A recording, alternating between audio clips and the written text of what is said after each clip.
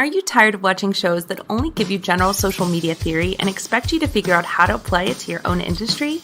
Join us for this week's episode of Social Chatter, the industry's longest running social media marketing news talk show. Not only will you learn the latest breaking news, but you'll also gain practical advice on how to apply it. Now here's your host, Christian Karasevich.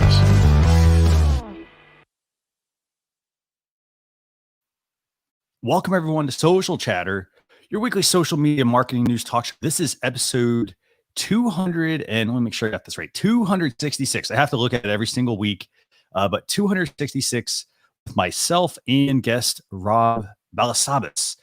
Today, though, we've got a lot of great social media news to talk about. We're going to be talking about LinkedIn Career Explorer, an update to music licenses and TikTok, some WhatsApp updates, some fantastic tools, and we're going to spend a few minutes chatting with Rob about growing your YouTube presence. So we've got a hard stop today, but I'm going to make sure we get through as much as we can today. So I'm going to go and bring on Rob. Rob, it's fantastic seeing you again.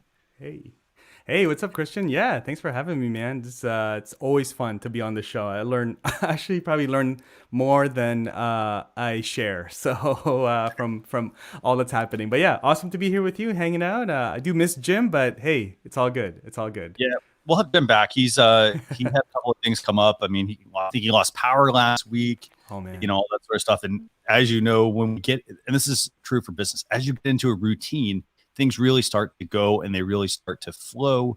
And then when something just throws that off, even if it's just like one little thing, a lot of people, we, I don't say we panic, but like we have to figure out, okay, how do I get it back to how it was? Because, we get the track, we get things going on the track.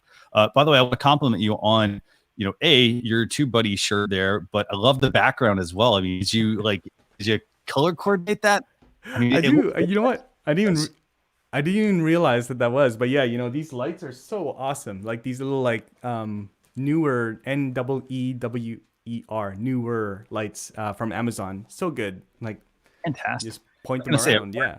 The Philips Hue maybe or something, but I love that actually. Love that. Looks really good. Man. Thank you. Thank you.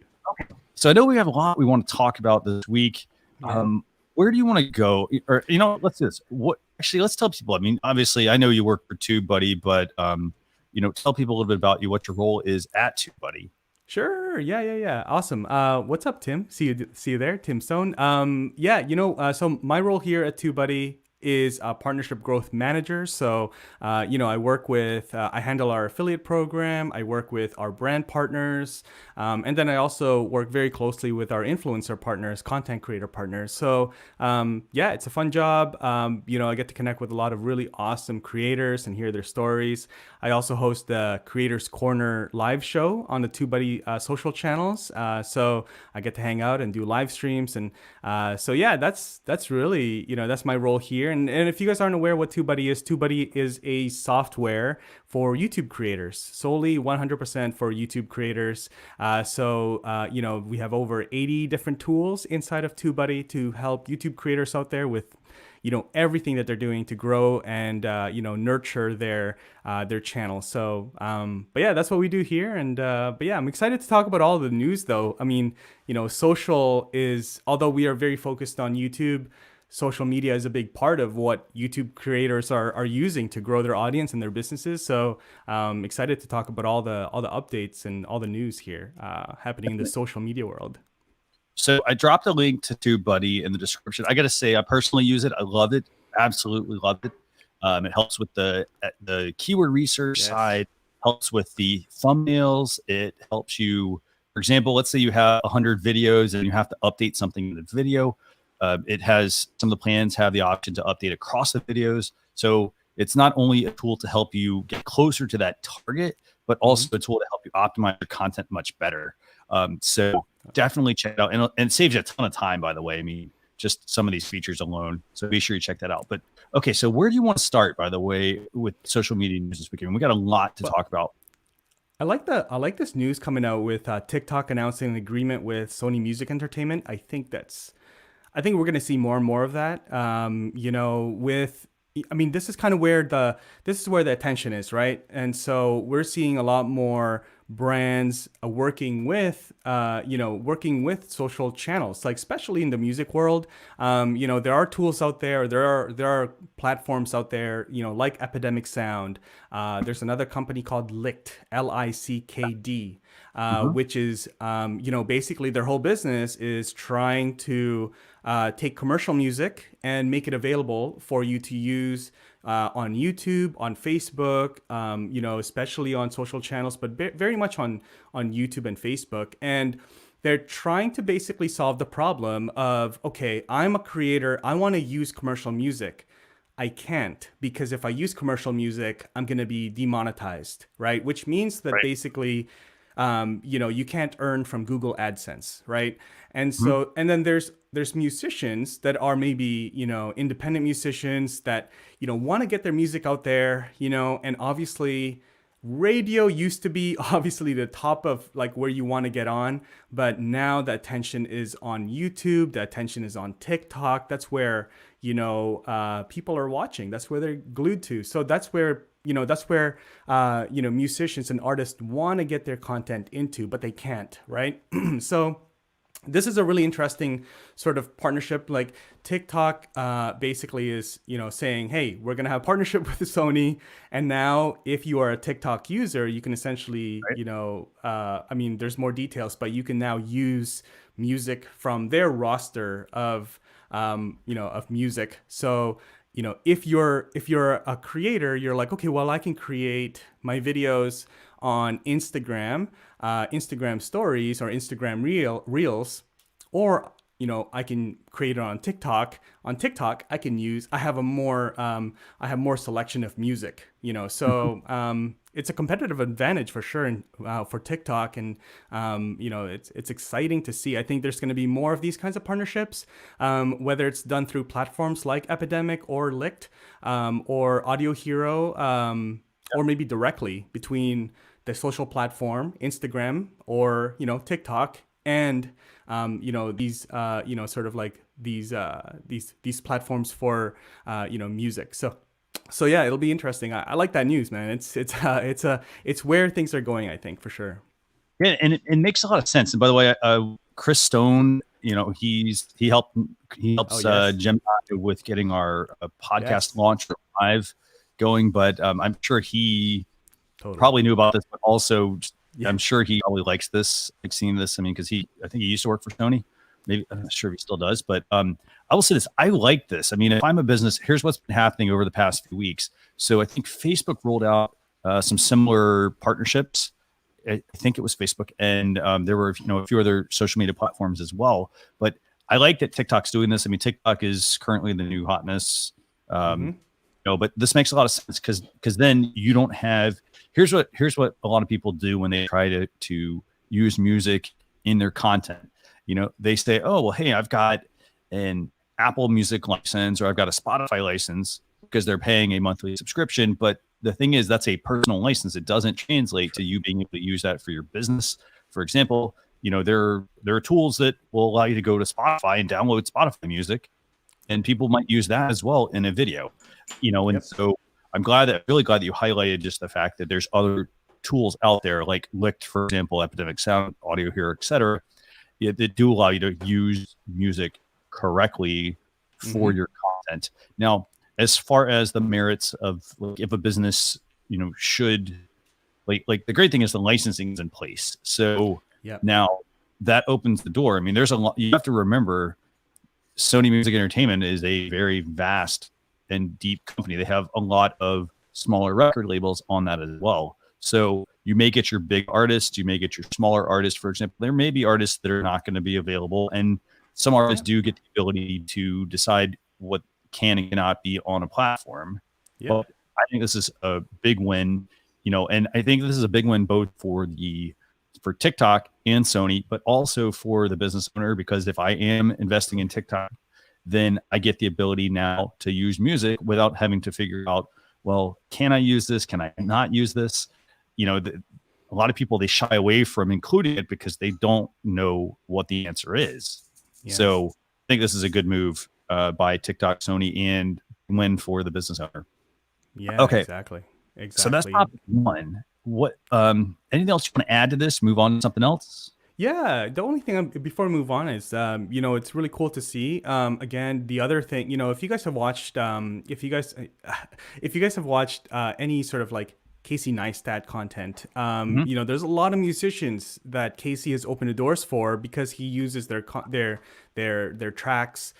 in his vlogs, right? So like this has been happening for years, but there's so many guys, and Gary V and like all these guys, people are trying to send him like, hey, use my track, use my beats, for your transitions and your end screens and stuff like that. And it's been a grind, right? And so like Chris said here, this is really good for content creators, and at least now artists can get some additional money from user generated content. Very true. So it's all about, I talk a lot about monetizing your content and building a business, using videos and YouTube and social media. So this is exciting. Yeah, this is really good. I mean, I think that, and again, I'm glad Chris chimed in actually there because Yeah. he's, he definitely has some insight into this. And then in addition, Chris also says, hey, artists would rather get more of their fair share, of course, but something's better than nothing. And I do agree with that. I mean, it's doing the right thing. So, for example, if somebody's creating the content, they should get paid for it. It's like it's the same thing for social media, for example. It's the same thing for people answering, providing advice. They have that knowledge. For example, I got 14 plus years in social media. Like Rob, I know you've got extensive experience as well, and a lot of people want stuff for free, and it's well, you need to pay for it, regardless of if it's something that you think should be free. It's like, oh, well, hey, I can go learn how to edit videos. Well, if somebody can help me get there faster, or they can provide me with some of that insight that they already know, that's really good. So, so this is a big update, I think, for TikTok this week. Now switching gears, let's move over to LinkedIn Career Explorer. Sure. Okay, so now what we've got going on here is, well, LinkedIn is, or obviously, I mean, with the pandemic, a lot of people are, like, I think I just saw the unemployment rate, I think today, and it was a lot of people applying for that. Another thing also going on right now, obviously, with the pandemic, people are consider pivoting, I think, into other jobs potentially or other career paths. And so, what's your take on this one? I mean, with this Career Explorer tool, I mean, it's basically there to help people find new skills and new career paths. Is this good? Is it bad? What's your take? I think it's good. I think it's a necessary thing. With everything that's happening around the world, a lot of people are displaced with their work. For a variety of reasons. They've been hit with sort of the supply and demand, or the need for their industry and their role. Because of COVID and things like that. So. It's a crazy time in the world, to say the least. And it is good that LinkedIn kind of recognized this and is seeing that there's going to be a lot of pivots. There's a lot of pivots. I remember, Christian, in a previous company that I worked for, there were hires that were being made not based on, is there a direct relation to your previous experience to the actual position that was available. I remember one of the leaders there saying like, hey, we just want to see that you were given your responsibility increased in your previous roles, right? So nothing specific to like, do you know how to use, these programs or these programs? Because those things can be taught, right? But there's a lot of like overlap in terms of like experience and skills, soft skills, for example, that you can carry over from one job, one industry over to maybe tech, for example. So from like hospitality to maybe, customer support, for example, inside a tech company. So there's some overlaps there. But yeah, this is really exciting. A lot of people are, I'm sure, using LinkedIn, hopping on LinkedIn, saying like, "Hey, things are crazy. Let me update my, my profile, my, my LinkedIn profile. Let me freshen this up. Let me see, how do I take the example that we were talking about earlier, Christian, off air was like, how do I take my experience as, say, a nurse and then Mhm. take that into, now there's some opportunities with tech. So how do we Mhm. do that? So this is cool. This is cool that LinkedIn is doing this. Definitely. And I think the other thing also, so you mentioned like customer support. And I Yeah. actually think, for example, the heartbeat of companies is their customer support Mm-hmm. because, hey, you're the person interacting closest with your customers. At the Mm-hmm. same time, though, the customer support team also might be a very useful team for your social media team because a lot of times your questions are going to come through your social media channels or your emails, for example. And so this is a great way for them to be able to interface with your customers and give them the exact information as opposed to like if there's nothing wrong with outsourcing, but Yeah. instead of somebody outsourcing some of this responsibility, why not bring your customer support team into the fold? And instead of having somebody who can sort of help them and say, well, hey, let me get somebody to help you, they Mm-hmm. can get the direct answers for that customer immediately because that customer support team, for example, may have answered that question 100 times, but the business may Mm-hmm. not necessarily know that. So don't disregard your customer support team. Now, as far as your skills, I mean, I've seen a lot of people, they've been talking about pivoting, for example, I mean, here's the thing: I was actually just talking with somebody yesterday, and we were talking about how they had taken, some of their positions. For example, they were initially, I think, like in social media, and then they moved into being, a live producer, for example. And they were talking about how like they've brought a lot of their work from previous jobs into a single job that they now do, where I think they're just a totally freelancer. Mm-hmm. And it was just great. And they were just talking about how like, hey, I didn't just have this skill. It's something that I've developed over Mm-hmm. time. Um, I will say this, and I like this LinkedIn Career Explorer tool. I mean, it's a useful tool, I think, to help people discover some of their skills. I mean, for Yeah. example, if you're into,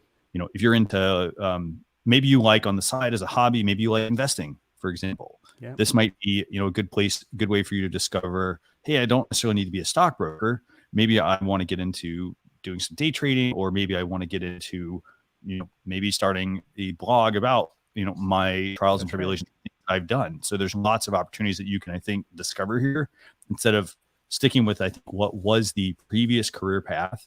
For a lot of people, they start with one job and that's, the same job they do for 30 or 40 years. I think that model has switched. So I like what LinkedIn's doing, how they're trying to encourage people to branch out their skills and to learn different things. Yeah, it's great. It's great. It's kind of like like a career counselor, like, hey, you know what? You're more than a lot of us, like, especially if we've been doing the same job, people out there have been doing the same job for like so long, they feel like that is their identity, that they feel like, hey, I don't know if I can do anything else. Like, this is like, I don't know what to do. I'm done. Like, so this is kind of good that it allows people to say, like, hey, these are all the things that you are actually doing. And, although you can't apply it to this particular job that you've been doing for 15, 20 years, you know what? You're amazing at doing, these other things that there are opportunities for, that industries are, they're growing and they're vibrant. And, you can still, you still have a future, doing, taking all the things that you've learned and all your experiences and skills and knowledge and Mhm. apply it to some of the careers that are growing in today's market. Definitely, So very good. Nice give work. you an example real quick. Pat Flynn, for example, I mean, he started out as an engineer, Yeah. or engineer. Yeah, I think he was an engineer, right? Yep. And he started off, and his first thing was like creating an exam for people that needed to, it was the leads exam, and he Mm-hmm. started this, and he just wrote content, like he was helping people take the exam, and that was it. And then he realized, hey, this is something I can do. So he started to believe in himself, and then he moved into, just creating. In this case, he was creating passive income off of it. He created, an immensely popular blog, and all the stuff he's doing now today. I mean, but definitely something I think people should check out, that LinkedIn Career Explorer tool if you're, struggling, or you're like, hey, how do I stay ahead of other people who Yeah. are also probably going to be in the same boat very soon. Yeah. So, I like it. okay, so let's switch gears to our third topic, and that is about a new feature from LinkedIn. And this literally just dropped this morning as I was gathering things together. And this is the fact that WhatsApp is now going to be allowing you to post ephemeral messages. Basically, these are messages that are going to disappear after 7 days, regardless of if somebody has read them or not. And this is right now on iOS and Android globally. So all you got to do to get this, by the way, is update your Android or your iOS app. What do you think about this? I mean, is this useful for a business? I know WhatsApp. Now, this is on the regular WhatsApp. There's a business WhatsApp as well. But what's your take, Rob? Is this a useful feature for business? Yeah, I imagine it is probably. I mean, I think they have these messages for Instagram messages. I'm not sure. I think you can make them kind of last for a little while. But yeah, I mean, I think it's helpful. As a business, you probably don't really, you should probably not. I'm trying to think of what kind of content they would want to send that they want to disappear after a while. I mean, it could be like, a flash sale or something, like, hey, I'm going to send a flash sale to everyone and it's only going to be good for 7 days. And, and then it'll just disappear on its own kind of thing. So there is that like urgency built in. But, as a business, other than that kind of thing, I can't think of anything else that if you want it to disappear, you probably shouldn't send it, but yeah, I'm curious what people will use this for. But yeah, what's your thoughts, Christian? I think this could be, I love your example, by the way, that you gave, about the fact that this is a feature that if I'm doing a flash sale, it might make sense. If I'm just messaging a client, for example, I don't necessarily, I guess I don't want the information to disappear. Yeah. But for example, maybe the other thing you could also do is if you're sending, for example, a contract, this is sort of Mission Impossible style, I guess, if you think about it. So you send maybe you send a contract to them and you let them know, hey, this will expire in 7 days. You don't have to worry about, well, hey, the person they didn't take the time to, get back to me for something. They overlooked it or whatever. It forces them to have to make that hard, fast decision as opposed to, just kind of waiting and dragging it out. So I can see it maybe being used for that if I'm working with clients. I like your idea though of the flash sale, or maybe even a flash like discount or a pricing, a flash price, for example, on something, or maybe an offer. So for example, if there's an offer, hey, I'm going to give 10% off of a contract, for example. Mm-hmm. So it could be the contract, the full contract, the 10% off, however you want to run it.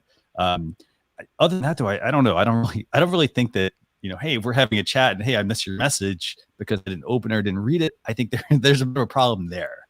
Yeah. But I think it is interesting. The other part also, by the way, with these is they're going to make them start with a 7-day lifespan. So it's going to be there for 7 days, and then it may actually be adjusted. They may let you adjust the limits. That actually, I think it'd be neat if they gave you the ability to say, okay, I want this to not be able to disappear and give you, 1, 2, 3, 7 or something like that. So you could pick different options based on the content you're sending. But yeah, I don't know. I think it could be useful. Yeah, it'd be interesting it'll be interesting how people use it, So yeah, flash sales, contracts, and more for like sales, I guess, like for a sales team. So yeah. Hey, Barb. And Barb mentions, by the way, never forget people can screenshot what they see. So it's not necessarily going to be gone forever when it disappears. And this is disappearing from WhatsApp, actually. Yeah. But I mean, I'm glad that platforms are starting to realize, hey, certain things need to disappear, certain things don't need to disappear. Mm-hmm. I think there needs to be just some similarities, though, of how they function across the platforms so that people don't have to pull up, a matrix of, well, what platform am I on and how does that one work? Is this 2 days? Is this 3 days? Is this 7 days? They have a lot going on, I think, in addition to that. So, okay. So we talked about that. I got one other topic I really want to just touch on really quickly. We're going to get into some questions with you. And this is the fact that Snapchat is now giving creators the ability to display a subscriber count on their profile. And this isn't like huge news, but there's a reason why I bring this up, because this will be in regards to obviously some of the questions we're going to talk about here in a few minutes. But what do you think? I mean, do you like the fact that you can turn on or off a subscriber count on Snapchat? I mean, even if you don't use Snapchat, and you like the concept? Yeah. I think in general, subscriber counts are good. It's a good way to kind of keep score, I guess, but it's not everything. I think there's a lot of really awesome content creators that have very low, relatively low subscriber counts on YouTube. Same thing on Instagram, but they create awesome content, but then a lot of people will be like, should I subscribe? Should I follow them? They only have X amount, and a lot of people like, it can be that thing that they look at, and that's like the initial, like, way to, sort of, put that creator in the, list of like creators that they want to follow and things. So I like it. I like it. I like that, you have the option on Snapchat to hide it or to show it, whatever you prefer. Looks like Brandon's liking that feature. But yeah, I like it. What do you think? What do you think, Christian? I think that it's a useful feature if you want to see how how does my audience react? If I'm doing an A/B split test, that's where I think it could be useful. I like the fact, I talked about this earlier, I like the fact that you have the ability to have it on or off. Most of the platforms, they do a hard and fast, well, hey, we're only going to show it to people that are the admins, and then we're going to actually hide it from everyone else. I mean, I like the fact, though, that you can have, either or versus, hey, they're forcing me one way, because, again, I mean, for some channels, it makes sense to show the subscriber count. I'd actually maybe even take it a step further and say, like, for example, on YouTube, you have to get to that 1,000 subscribers to monetize and all that stuff. And I realized to round up the subscriber counts. I like the fact, though, that maybe they could actually unlock this feature. So if you don't have 1,000 subscribers, don't show the count. And then once you hit a certain amount, like almost like a badge, sort of, allow it to maybe be unlocked. I don't know. What's your take on something like that? Yeah, that would be cool. That would be cool. I know, like, we're gonna compare it to, like, if I just always compare it to YouTube, just because, when it comes to subscribers, it's kind of like, you think of subscribers, you think of YouTube. But when I don't see subscriber counts public on YouTube, I automatically think, and just being honest, I automatically think that they probably have a low subscriber count in their opinion, right? There are some large channels that they have like hundreds and thousands of subscribers, but they don't show it publicly. And I think that's probably their opinion, that maybe they have a lower subscriber count, compared to maybe somebody in their industry, or a competitor. But that's kind of how I look at it. But then I always just then look, if it's hidden, then I look at the engagement, because you can kind of tell, like, hey, they have, a video that's only a few days old and they have, tens and thousands of views. Okay, so they probably have a really decent, and it's not just like, a one-off video, like consistently, their videos, because you can't hide view counts on YouTube, consistently, really decent view counts. So they probably have a really good subscriber number, but they're hiding it for whatever reason. So I'm assuming, same thing with Snapchat. You'll kind of see like, hey, they have a ton of engagement, but they're hiding it. They're not showing it. So we'll see. Like you said, it might be something that, Snapchat users will probably want to split test and see if their audience really even cares. I'm imagining, we're human, so we're gonna put some weight on, hey, this person has this much subscribers. So, but it'll be interesting how that even really pans out at the end. Definitely. Okay, so let's do this. So we've got a couple more news topics that we want to talk about, but key thing is we want to make sure we spend some time talking with you, since you work too, buddy, let's talk about growing your subscribers. We know that subscribers are not the most important, metric you should be paying attention to, but let's talk about growing your YouTube audience. So I got two questions for you. Sure. So the first one is going to be, how important are YouTube subscribers? It's a really good question, Christian. And so I think they're important. Of course, you want to build a subscriber base, right? When you have subscribers, and a lot of people, maybe you know this already if you're watching, but even though, let's say you have 1,000 subscribers, when you put up a new video, it doesn't let all 1,000 subscribers know that you have a new video. YouTube will only initially let a small percentage of your subscribers know that you have a new video. You can see this exact number, in your analytics. Sometimes it's, ours, Christian, maybe yours is different, but ours kind of hovers between 10 to 15% of our subscribers get a notification. Even if they click on the notification bell, I know YouTube is also pulling back on emailing your subscribers that, hey, Christian is live, even though people have clicked the notification bell, it's something that they're pulling back. So yes, subscriber count is important, obviously for vanity metrics, for if you're running YouTube, using YouTube as a business, for sponsored sponsor deals, brand deals, very important. Brands care about that. So subscriber count is important. In the same breath, I want to say that it's not everything, right?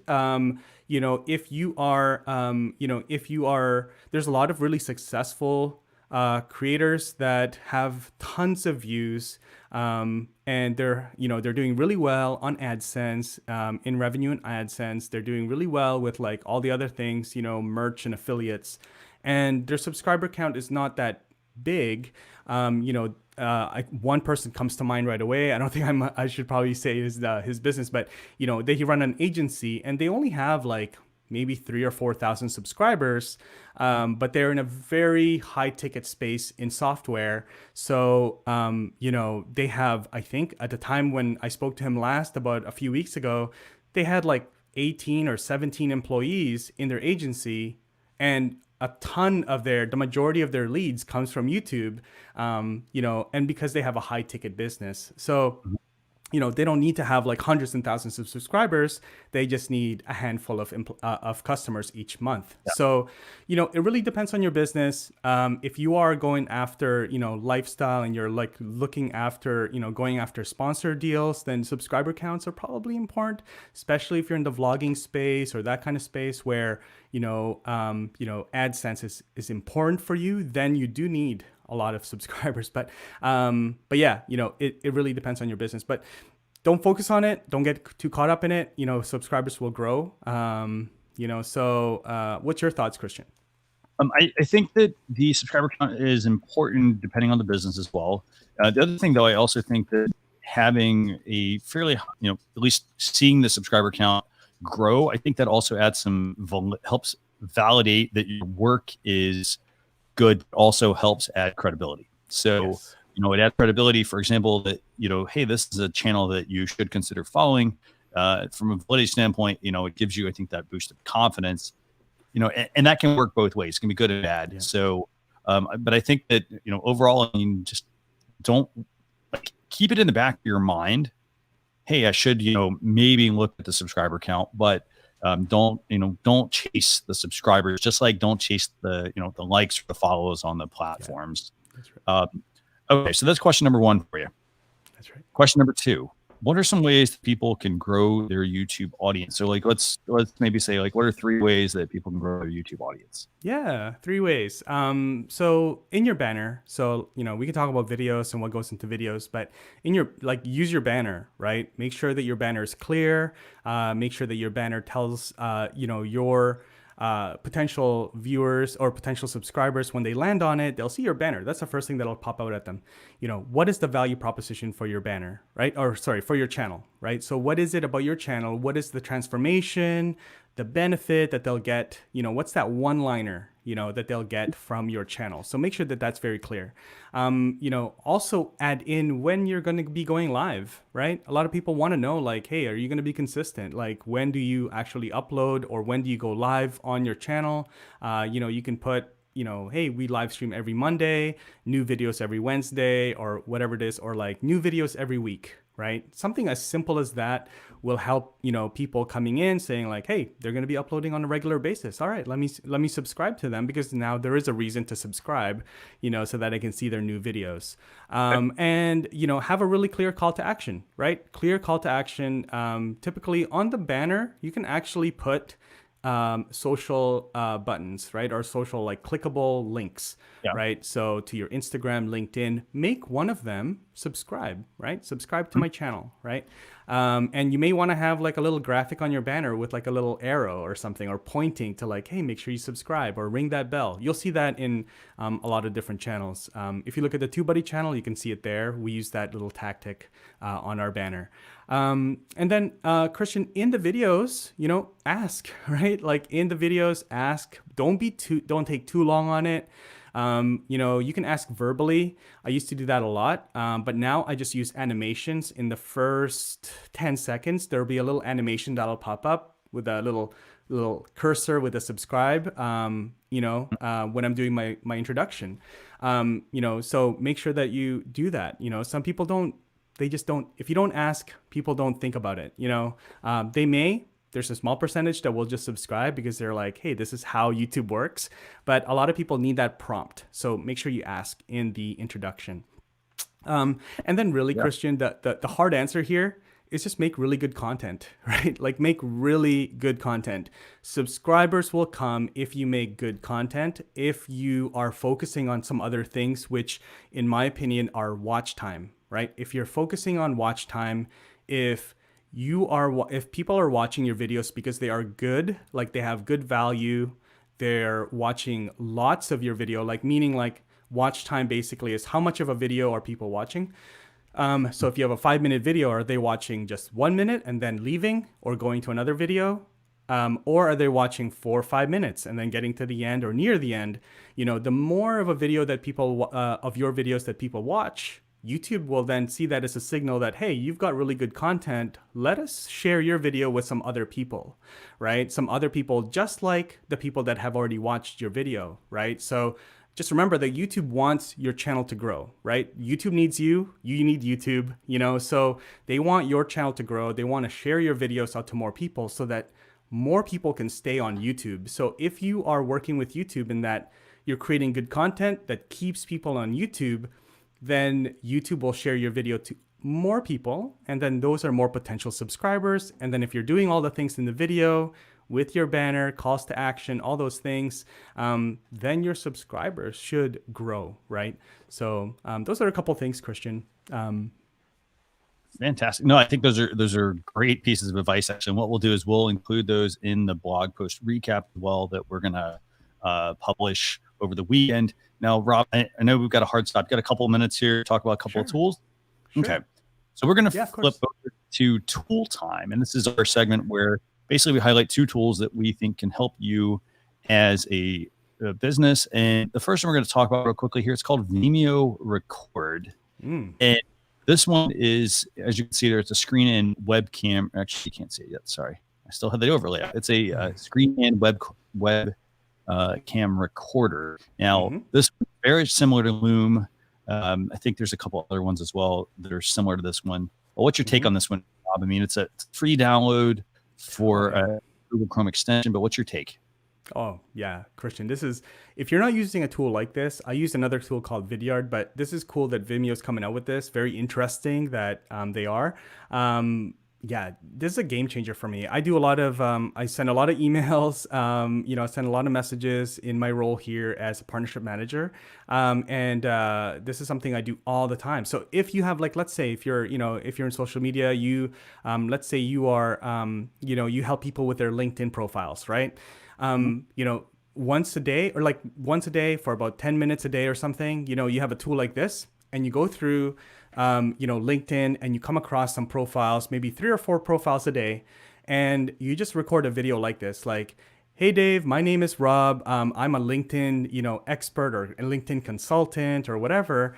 Looking through your profile here, there's some really, missed opportunities that you have right now that are really easy to really fix and tweak. So I see that your description is missing. I see that your banner is weak, and you just go through that and it literally takes you a few minutes. And you can send that as a message. Now that's going to be way more powerful than you sending just a text, message on LinkedIn DMs, right? That a lot of people get. This is a very personal, you took the time, you gave me really personal advice. So that's one case use for this. If you're a consultant, if you're a service provider, a freelancer, I love tools like this. I think it's a game changer. And also I don't like typing too much. That's why I make videos and that's why I'm on YouTube. I'm not really a typer or writer. So I like making, this kind of tool is such a dream for me. So yeah, I love it. I love this tool. Definitely. And, I'd say this, it's a free tool from Vimeo. Vimeo, as you hopefully know, they make video, they do video hosting.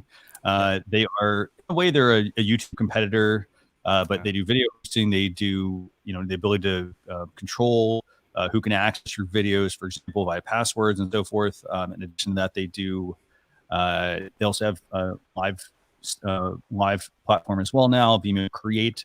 So definitely worth checking out. And as I mentioned, it's a Google Chrome extension. So install it, and then you can basically just run it while you are, for example, doing something during the day, and you can embed that content on your website and whatnot if you want to. Okay, so now I'm going to switch gears real quick to the second tool, and that second tool is it's called Lately. Do you want to tell viewers a little bit about Lately? Like, what does it do? Sure. How does it work? Yeah. Lately, if Katie's watching, so Katie is the CEO at Lately. She's awesome. But yeah, I really like Lately. And so basically, what Lately does is takes AI and uses it as a social media in their social media platform that they built. So similar to Hootsuite, Agora Pulse, that sort of tool. And so basically, if you have a blog post, for example, you put it into Lately. It then does its thing, and the AI actually will chop up your blog post into individual social posts, right? And take into account all the character limits on Twitter and things like that. And you can essentially have this blog post create dozens of social posts, and then schedule it into your calendar. All through Lately, right? So yeah, very cool. Very amazing tool, actually. I know that there's some big brands that are using Lately over the last little while, and so yeah, really exciting time for Lately. And I'll say this: I mean, just overall, the cost of this is very good. Actually, I like the cost. It's I think $99 a month. Yeah. So I think it's $99 a month for. Let's see, that will give you it'll give you the scheduling tool, the Omni Analytics, Campaign, Dozier, task management, key messaging guide, and checker, unlimited team member invites starting at $99 a month. And then the pro dashboard will give you basically more social media channels, and they have a larger plan that's over $1,000 a month, but that's where they'll help you coordinate each and every brand that you manage. So I love just the AI aspect of that, because a lot of people they might spend thousands of dollars a month or even hundreds of dollars just having people create content for them, when you can actually use AI to help you with a lot of that. So definitely, I think something worth checking out. Again, maybe start with the $99 a month one, try it out, and then, decide if you get more value out of having someone else do it. Because that is the one thing with AI. It's great. It can be a very good, useful tool, but you have to keep in mind that sometimes AI will, they don't understand sentiment as well, things like that. It's gotten a lot better, but it doesn't replace the human necessarily, completely at least. So, okay, Rob, I know you got to go. I know you've got a hard stop here. So I want to thank you for joining us. Just got a couple of quick things here. Sure. Obviously, published the blog post recap, socialchefs.com/daily. If you want to get in the email newsletter, what's the best place for people to get in touch with you, Rob, if they want to ask questions? Maybe they want to learn more about Tube. Yeah. I'd love for everyone to check out, head over to YouTube. Just you can find my channel. Just take my name, copy and paste it into YouTube. You'll find my personal channel, the TubeBuddy channel. But if you want to send me a DM, let's connect on Instagram or LinkedIn. That's the best place, and you can send me a message easily. I treat the DMs on there like text messaging. So feel free to send me a message if you have any questions that I can help you with.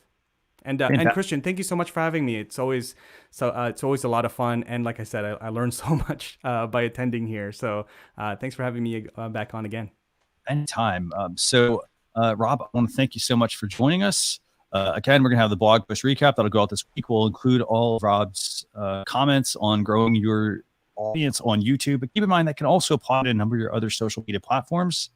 But we will see you all next Thursday. 12:30 p.m. Eastern Standard Time. We're going to have Dana Bentz on. If you don't know her, she actually works for StreamYard, but we're going to have her on next Thursday on Facebook.com/Social Chefs, or primarily YouTube.com/Social Chefs. Hope to see y'all there. Thanks a lot. Bye. Bye, guys.